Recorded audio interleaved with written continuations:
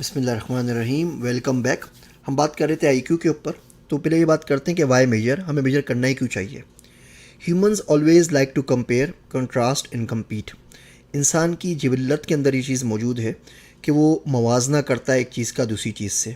हमारी ज़िंदगी बिल्कुल भी अच्छी नहीं चल रही, कंपेयर टू वाट, किस और की ज़िंदगी से। हमारा घर अच्छा नहीं है, किसी और के घर से कंपेयर कर रहे हैं। हमारे बच्चे अच्छा काम नहीं कर रहे, किसी और के बच्चों से कंपेयर कर रहे हैं। हमारे बिज़नेस में बहुत मंदा चल रहा है, हम किसी और के बिज़नेस से कंपेयर कर रहे हैं।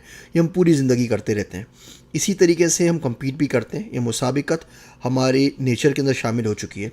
अगर आप मेरा ब्लॉकचेन वाला कोर्स लें तो हिस्ट्री ऑफ मनी के अंदर इसको मैंने बहुत डिटेल से डिस्कस किया है कि मुसाबिकत या कम्पिटिटिवनेस इंसानों के अंदर कब ऊद कर आई, किस तरीके से ये लेवल्स बने, किस तरीके से तबकाती तकसीम बनी, और हम लोगों ने लोगों को और इंसानों को माल की बुनियाद के ऊपर मुख्तलिफ़ कैटेगरीज़ के अंदर तकसीम करना शुरू किया।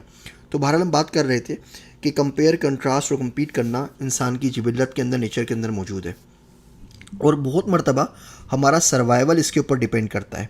अगर हम किसी माहौल में compete ना करें तो हम सर्वाइव नहीं कर सकते। मिसाल के तौर पे आप किसी जॉब के लिए अप्लाई करते हैं और वहाँ 100 दूसरे बच्चे हैं। अब उन 100 बच्चों से आपको compete करना है। अगर आप compete नहीं करेंगे तो आप कुछ जॉब नहीं ले सकते। आपका मेडिकल कॉलेज में एडमिशन होना है, आपने ग्रेड्स अच्छे लेने हैं ताकि compete करके आप एडमिशन ले सकें। अगर आप compete सही तरीके से नहीं कर सकेंगे तो आपका एडमिशन नहीं मिलेगा और आप आगे जाके डॉक्टर नहीं बन सकेंगे। आप स्पोर्ट्स की एग्जांपल देख लें, रियल लाइफ में देख लें, हम हर रोज़ यही काम कर रहे होते हैं। सबसे ज़्यादा तेज़ कौन भाग रहा है, सबसे ज़्यादा रन किसने बनाए, सबसे ज़्यादा छक्के चौके किसने मारे, सबसे ज़्यादा विकटें किसने ली, सबसे ज़्यादा वेट किसने उठाया। इवन ट्रायथलॉन होता है। मेरा पीएचडी एडवाइज़र है डेनियल कर्क, वो हर साल ट्रायथलॉन में जाते हैं। तो उसमें पहले उनका मुकाबला होता है स्विमिंग का, पहले वो स्विमिंग करते हैं, उसके बाद उनको 100 मीटर की दौड़ में भागना होता है, और उसके बाद उनको साइकिल चलानी होती है, और एक साथ ये तीनों के तीनों कंपटीशन परफॉर्म करने होते हैं। तो इस तरीके से बहुत सारे ट्रायथलॉन, सबसे बड़ा दुबई के अंदर होता है दुनिया का। तो अब इसके अंदर हम मुख्तलिफ जो बंदे की जो ताकत है, जिस्मानी ताकत, उसको हम इसके ऊपर नाप रहे होते हैं। लेकिन इन तमाम चीज़ों के बावजूद आप एक इंटरेस्टिंग चीज़ देखें कि दुनिया के अंदर कोई भी PQ नहीं है, यानी फिज़िकल क्वोशंट नहीं है, एक न्यूमेरिक नंबर जिसकी मदद से हम किसी शख्स को बोल सकें कि मेडिकली इतना फिट है या नहीं है। अलग अलग टेस्ट होते हैं, BMI इंडेक्स टेस्ट होता है, कितनी चर्बी है, कितना खून है, कितना मसल्स है, वो एक अलग बात है। लेकिन हम इस तरह का PQ कोई नंबर नहीं देते, क्योंकि बड़ी डिफरेंट किस्म की स्किल्स हैं।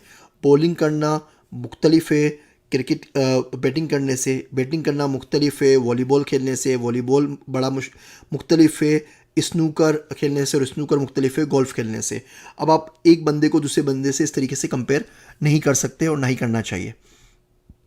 लेकिन जब IQ की बात आती है तो हमने एक नंबर बना दिया है और उसको हमने एक यूनिवर्सल नंबर कह दिया है, और सब लोगों को उससे हम कंपेयर और कंट्रास्ट कर रहे होते हैं। देखिए, हमारे पास अलग अलग स्किल सेट होता है बंदों के अंदर।